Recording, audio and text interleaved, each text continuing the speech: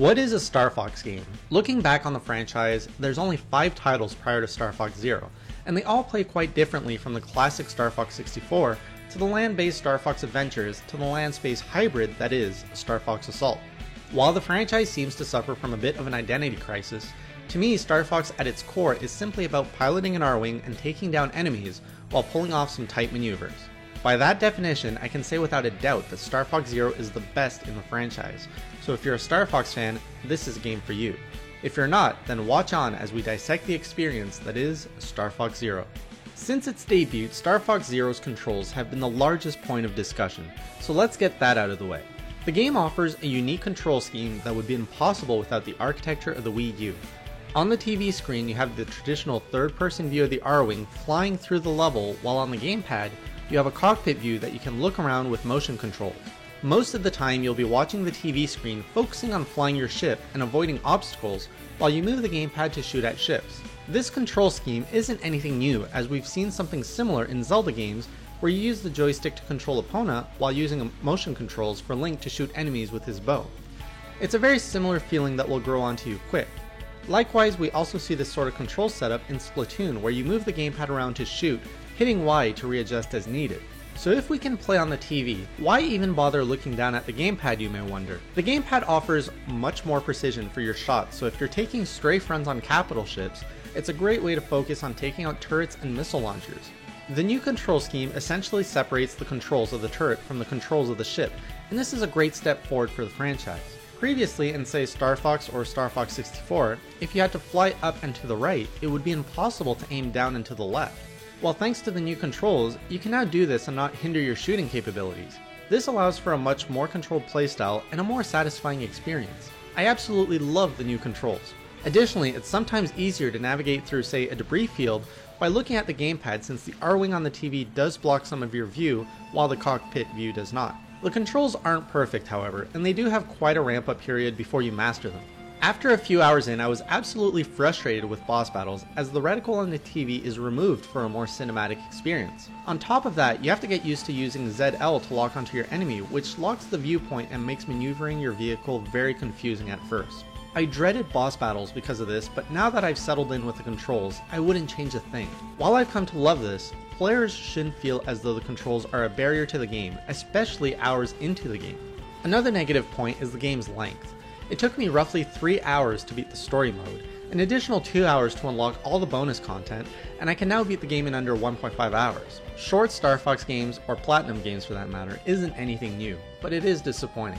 While I enjoyed my time with Star Fox Zero, it's hard to justify its price point when you compare what other modern games offer at the same price range. If the game had online multiplayer or even had local co-op battle mode, it would have easily added value to the game.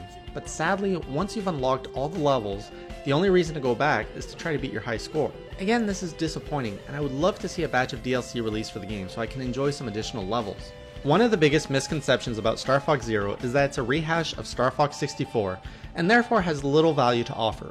The only similarity this title has to its predecessor is that Andross is the bad guy, and you need to go stop him. The rest of the game plays very differently, taking you to new environments as well as some familiar ones, with a whole new design. Personally, I don't play a Star Fox game for its story, but I do applaud the team here for improving Starwolf's role in it. In previous titles, you'd face off against Starwolf, and if you were good enough, you'd only see them on one level and then you had them beat. This was a bit anticlimactic, as the game suggested Starwolf had more of a rivalry with the Star Fox team. Luckily in Star Fox Zero, you'll be seeing lots more of the Starwolf team as they appear several times to get in your way. In Star Fox Zero, you will get to pilot more than just an R-Wing, ensuring the gameplay stays fresh throughout.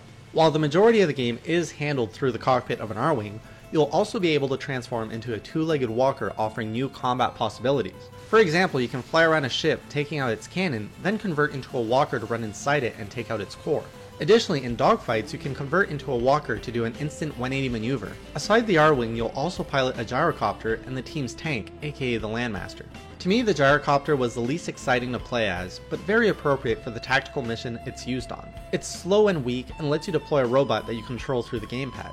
Luckily, this is only used on stages where you have to sneak around, deactivate computers, etc. On the other hand, the Landmaster is quite enjoyable to play and offers similar gameplay as the R-Wing, but at a slower pace. As for the presentation, the graphics are beautiful and so is the music. The tracks didn't stick out as much as the original Corneria theme heard on the Super Nintendo, but it's still beautifully orchestrated music with that Star Fox flair. Additionally, using the gamepad speakers to output the communication channel dialogue was a nice touch. The team did a great job with providing a wide variety of environments to fight through, each offering their own beautiful scenery. And to top it off, through my entire playthrough, I never experienced any noticeable drops in frame rates or any kind of bug or hiccups either.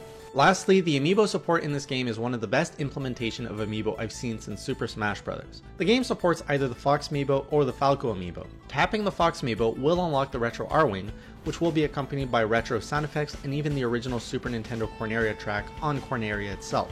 Tapping the Falco amiibo, on the other hand, will grant you the sleek black and red R-Wing. They're nice add-ons to the game for fans of the series and don't block any content behind a paywall. This is how amiibo should work, in my opinion. Overall, I love the experience Star Fox Zero provided. I felt my skills improve every time I ran a new mission, and I still get cravings to just go back into the game for the feeling it offers of flying and shooting down enemies. It's extremely disappointing that there isn't more content to offer above its 20 levels, as the gameplay is incredibly fun for those who take the time to master it. I truly believe this could have been regarded as one of the Wii U's must-have titles, but unfortunately, the limited content and unintuitive controls hold the game back from its potential. Still, Star Fox Zero is a great step forward for the franchise, and I hope we'll see it continue down this path.